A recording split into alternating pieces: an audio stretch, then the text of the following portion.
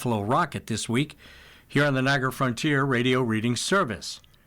Our first story, NT Memorial Pool groundbreaking ceremony, marks major upgrades and improvements. City of North Tonawanda Mayor Austin Tylek, along with several New York State and local officials, took part in the official groundbreaking ceremony of the redevelopment of Memorial Pool on Friday, May 22nd at Payne Park in North Tonawanda. The project was spearheaded by Tylek's office along with the North Tonawanda Parks and Rec Department and Public Works Department. The $1.1 million gap for this project was bridged by funding from New York State Governor Kathy Hochul's office. Our memorial pool at Payne Park is so important to the citizens of North Tonawanda and is such a beautiful enhancement for our city, stated Tylek. Thanks to the financial support and funding from federal and state funding sources, we were able to bring this project from the drawing board to reality. Assemblyman Bill Conrad said Payne Park, centrally located and rich in history, presented a front of potential. I think that should be font, a typo there, of potential for North Tonawanda. I am beyond excited to join in celebrating its redevelopment and commend Mayor Tylek for recognizing that potential and need here for a fully appointed aquatic facility.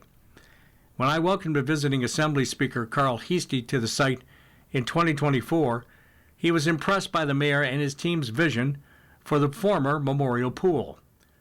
We decided immediately that we wanted to be a part of its rebirth so that youngsters and families for generations to come could experience vibrancy of the park, and at a time when hardworking people most need and deserve accessible, affordable opportunities for fun and enhanced wellness, we must acknowledge, too, that learning to swim is a life and death skill, making this project especially meaningful to our neighbors.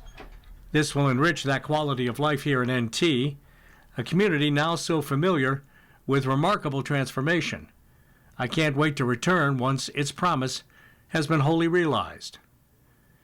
The redevelopment of Memorial Pool at Payne Park project will replace the aging pool facility with a new aquatic destination designed to serve residents of all ages and provide new recreational opportunities for families in the community.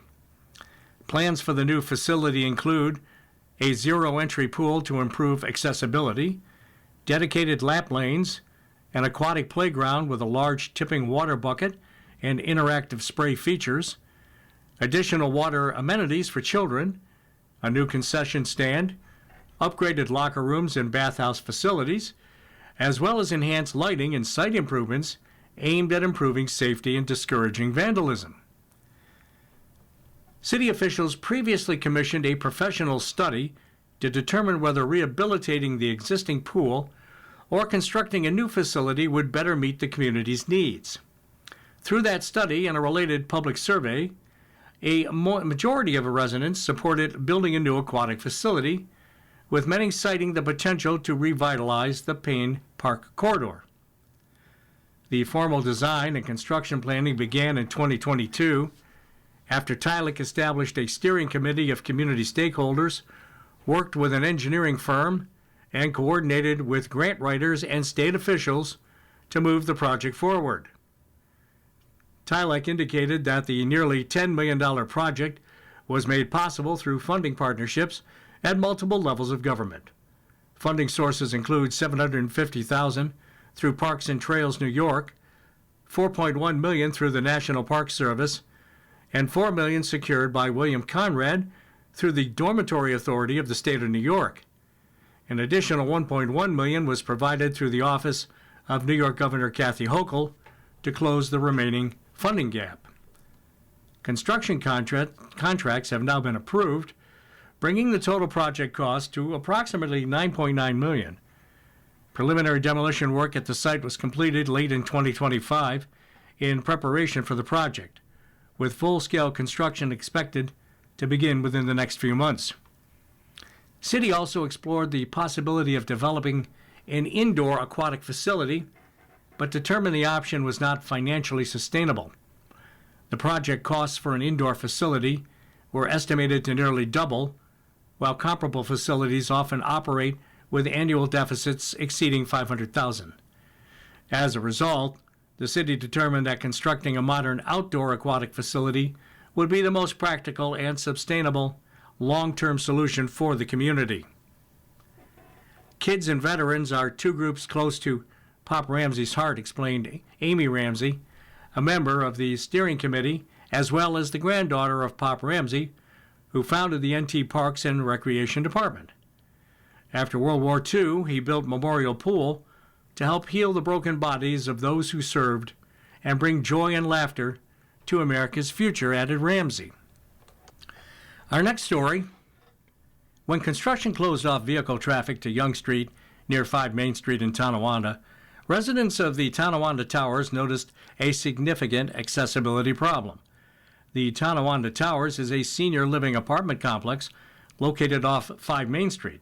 With many residents using mobility aids on a regular basis, accessibility is crucial for their well-being.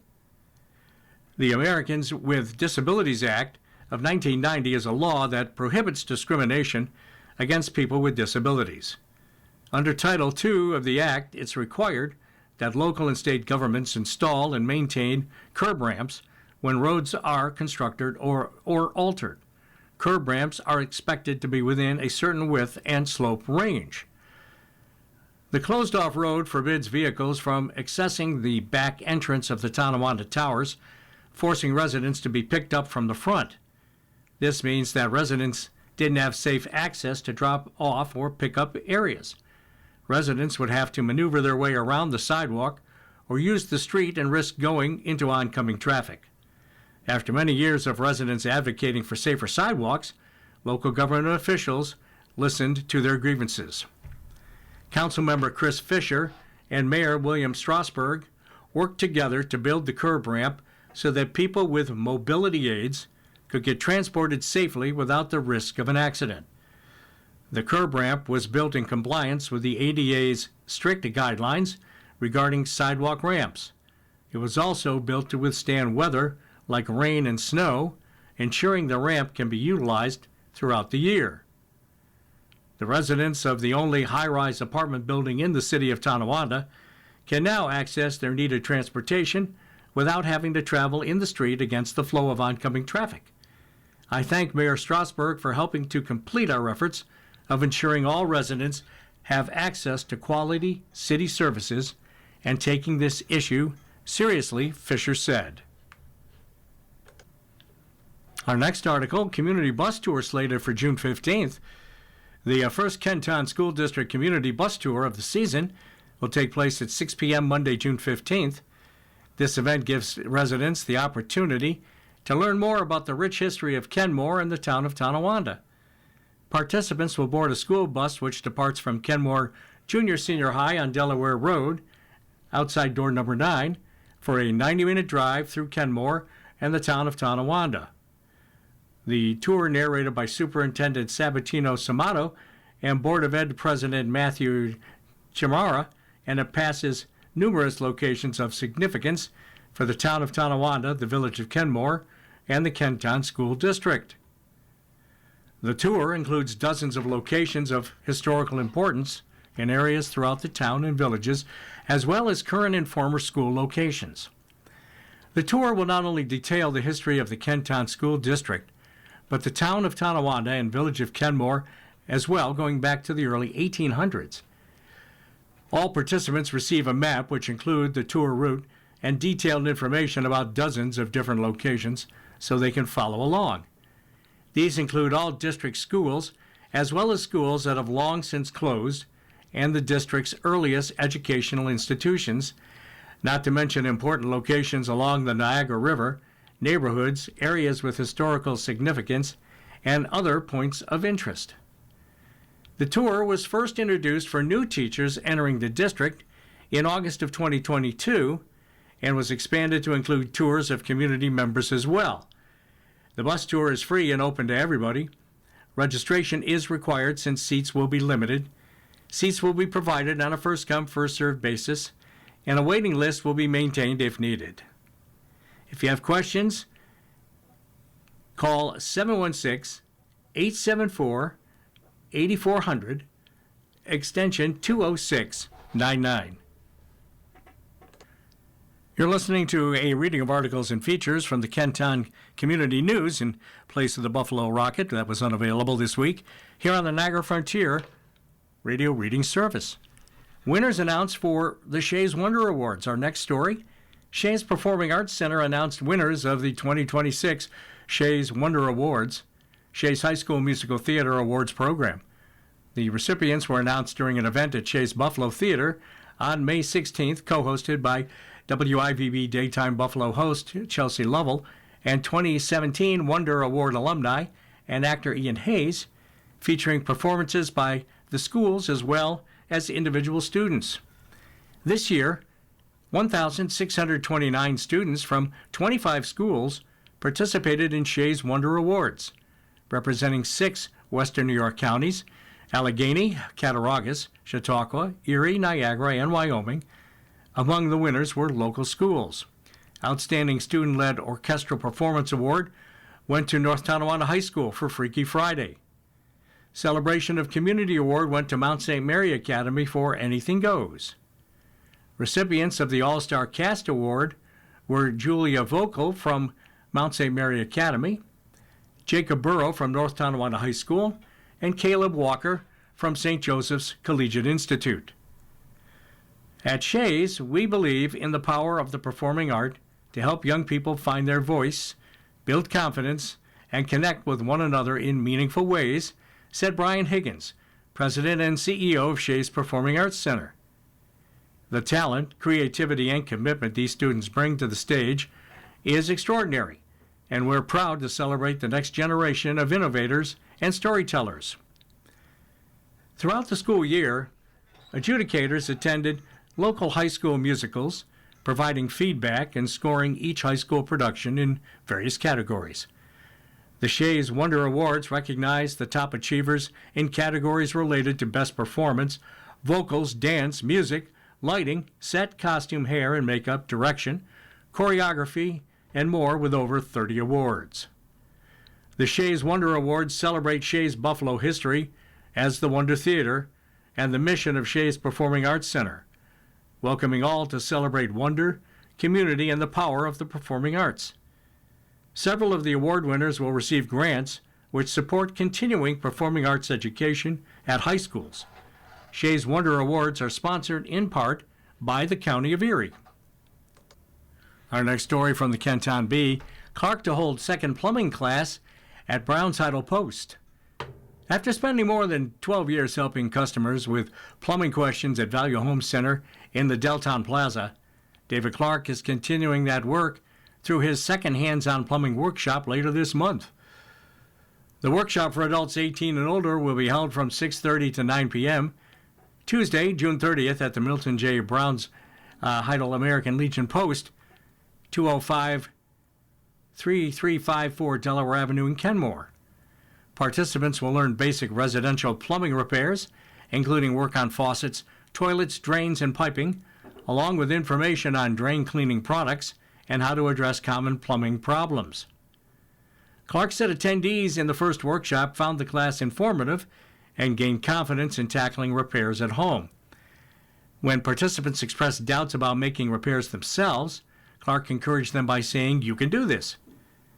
Participants are encouraged to take notes. The cost is $50, cash or check only. Coffee and donuts are included in the class. Advance registration is required by calling Clark at 716-875-4901. And keep an eye out for future classes. Our next story, a 7-year milestone with the hustle and bustle of community. Build it and they will come, said John Dewar, owner and project manager of the Elmwood Commons.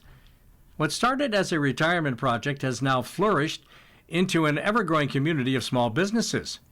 When Dewar first opened the Elmwood Commons, he thought about building senior apartments off the second floor while keeping the first floor busy with tenants. Dewar realized, however, that he could rent the classrooms and other spaces to local businesses instead. The Elmwood Commons just hit its 7th year in operation, in which he was able to grow a community of 25 businesses and 120 workers. Everybody works together and they look out for each other. It's quite the unique facility, said Dewar. Dewar works with each business owner in order to create a space they're able to thrive in. The Elmwood Commons has become a diverse powerhouse of local businesses that are able to use each other to create a stronger community. Nikita Moan Photography has been with the Elmwood Commons for just under a year and is finding the space beyond exceptional. I love the nostalgic feelings it gives and the vintage feel it has, said studio owner Moan. Irish dancing, Bollywood dancing, ballet, belly dancing, and the Nikita Moan Dance Company all rent out spaces in the Elmwood Commons. With this diverse group of dance studios all existing in the same building, they are planning a dance workshop that will happen later this summer. This event will help to boost community engagement and allow each dance studio to display their talents. It's not just dance companies that fill the hallways of the Elmwood Commons. Body of Wealth is an exercise company that's been with Dewar for just over 5 years. They host group workout sessions, classes, and practice holistic wellness. Carmesi's Bakery fills the nostalgic school hallways with the smell of cakes and pastries. Rob's Comedy Playhouse is constantly hosting big events in its theater room. The plethora of diverse businesses brings together a unique community that is committed to helping each other grow. Dewar says that every classroom space is now occupied, and they have future plans in the works to build an apartment complex behind the Commons. Rob Lederman, owner of Rob's Comedy Playhouse and entertainment director of the Elmwood Commons, has been with Dewar since the early stages of the Elmwood Commons. He received a call from Dewar about the theater space in the school that would be perfect for hosting comedy nights. Since then, Dewar and Lederman have led many projects together, including renovating the outside building. Lederman also led the project of having framed T-shirts of iconic businesses that are no longer in Buffalo line the walls of the school. He wanted to warm up the atmosphere in the school building while also creating something entertaining to look at. Lederman's comedy season ends before summer and will resume for the fall session. In the meantime, Lederman has big plans for the summer to keep the community entertained and engaged. Live music will be presented every Tuesday beginning June 9th at 6 p.m. on the lawn of the Elmwood Commons. The music series is about bringing the community together. There'll be hot dogs and baked goods as well as free raffles to enter. We want people to be proud to live near the Elmwood Commons, Summers said, and live music are a great pairing. And we're excited to see everyone come together, said Lederman. Next from the Kenton Bee, the Out of the Past column, let's go back to May 31st, 2006. The Town of Tonawanda Public Safety Committee has found flaws in the proposed sex offender registry changes in which Councilmember John Flynn suggested at the May 8th Town Board meeting. Flynn suggested that changes be made in the distance in which sex offenders can live near certain areas of the town. As it is currently written, the law says that sex offenders 18 years of age or older may not live within 1,500 feet of any school, playground, daycare center, teen community center, or any other teen facility, dance hall, skating rink, swimming pool, group family providers, or family child care providers. But according to Chief of Police Lawrence A. Hoffman, those restrictions could pose a problem. Hoffman had Assistant Chief of Police Anthony Palumbo examine the town map and look to see where a sex offender could reside. If the law was passed as is, the answer was practically nowhere. There would be very, very few areas where a sex offender could then live in the town, said Hoffman. The police department is going to look at several possibilities, which include adding feet to the restriction. The Kenmore East Bulldogs left no question about who the best team in the Niagara Frontier League was this year, as they ran away with the NFL title on Thursday. East scored 106.5 points to easily outdistance Grand Island 93, North Tonawanda at 92, Lockport at 75, Niagara Falls 74, Niagara Wheatfield 74, Kenmore West at 31.5, and Newport at 21. 9 years ago, May 31st, 2017, the Taste of Tonawanda will return to Sweeney Street from noon to 7 p.m. Sunday, June 4th in North Tonawanda's Gateway Harbor Park.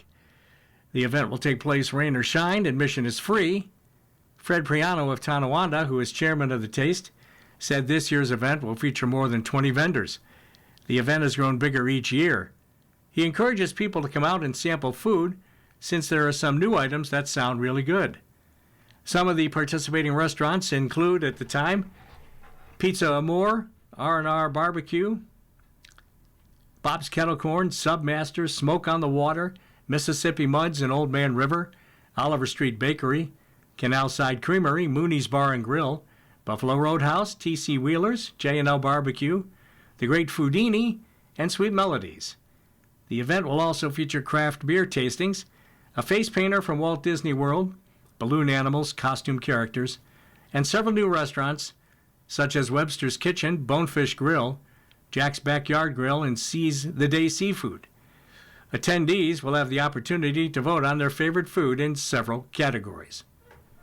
Maeve Carney was not expecting to be the hero.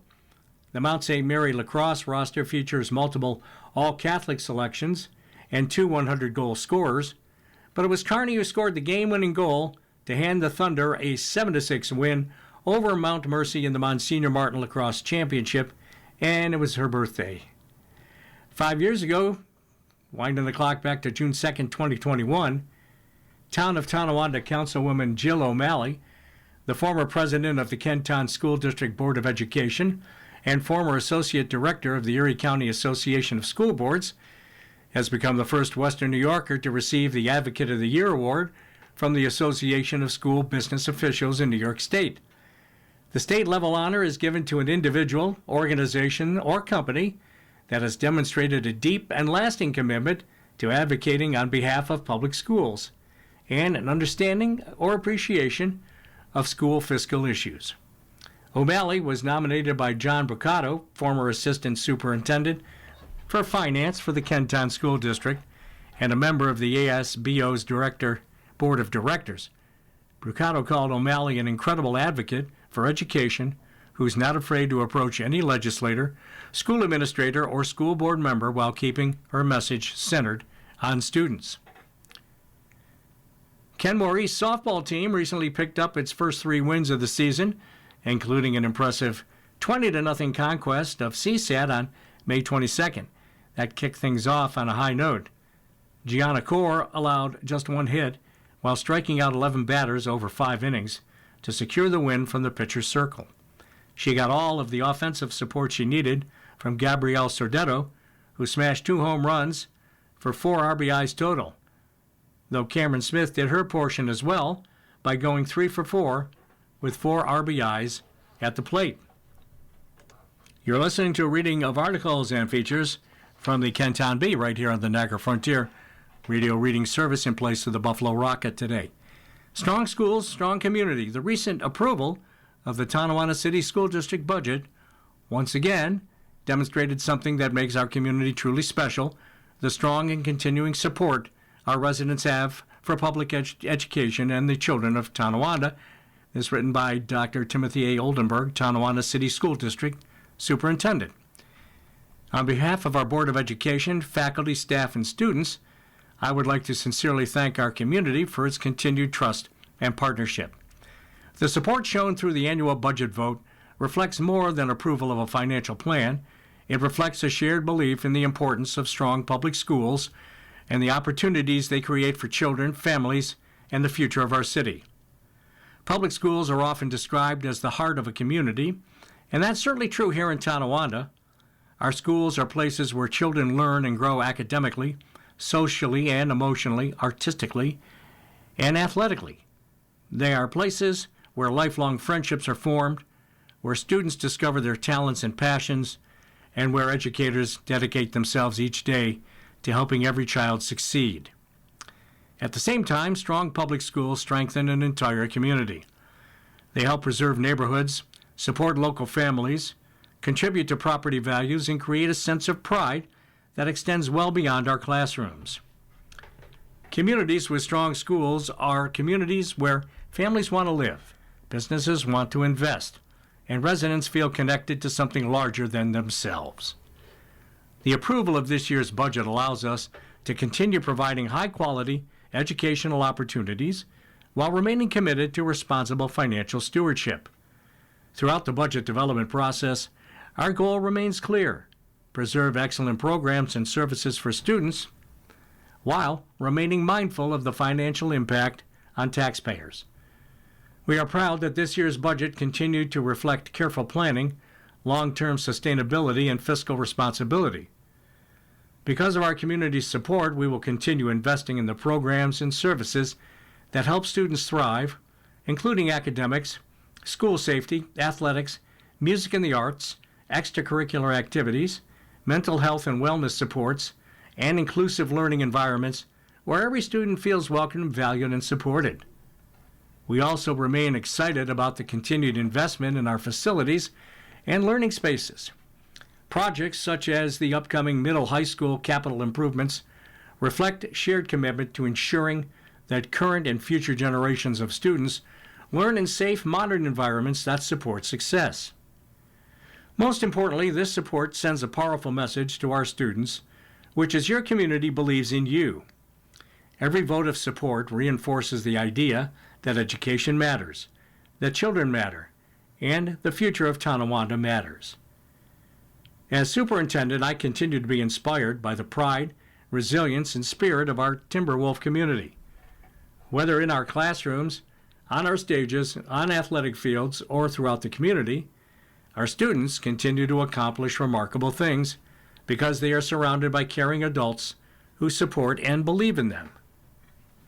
Thank you again to our residents, families, staff, and community partners for your continued confidence in the Tonawanda City School District. Together, we will continue building a school district and a community that provides outstanding opportunities for every student while reflecting the values and pride that make Tonawanda such a wonderful place to live, work, and raise a family. And a couple of police blotter items from the Kenton Bee. So on Sunday, May 24th, a resident reported a woman walking her dog was throwing cigarette butts on front lawns in the neighborhood. The resident also reported that this is an ongoing issue. When police made contact with this woman, she stated she has never thrown a cigarette butt on anyone's lawn. No further issues were reported. On Monday, May 25th, the cashier reported a man that was banned from the establishment came into the store and started wreaking havoc. He loiters around the store making a mess of products and constantly asked to use the cashier's phone. Patrols made note of this incident. Nothing further was reported. A resident reported their neighbor was playing music too loudly. When patrols arrived, they could barely hear music from the driveway. The man said he was just listening to music while enjoying the nice weather, but agreed to lower the music and no further issues were reported. Tuesday, May 26, resident of an apartment building reported a rancid odor coming from their neighbor's room. The residents requested that a welfare check be conducted. When patrols arrived, the neighbor was cooking shrimp and was trying to air out the smell. No further issues were reported. And on Wednesday, May 27th, a man reported another man sleeping in a driveway and requested that patrols check up on him. When patrols arrived, the man stated he was taking a cat nap while waiting for a concrete delivery. No other issues were reported. You've been listening to a reading of articles and features from the Kenton Bee in place of the Buffalo Rocket this week. Your reader has been Chuck Stevens. Thank you for listening.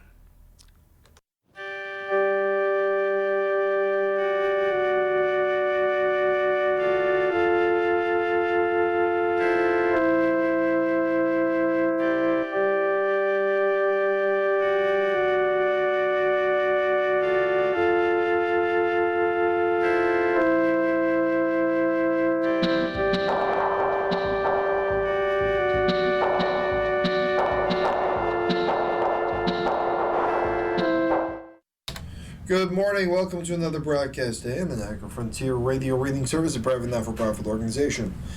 We appreciate your understanding on Friday when we had, big computer glitch, computer problem here, power issues and whatnot.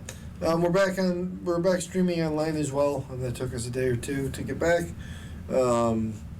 Anything you may have missed, that if you might listen online, is available on our website and through podcast platforms. Stay with us, though. Our Reading Buffalo News is coming up next, and feel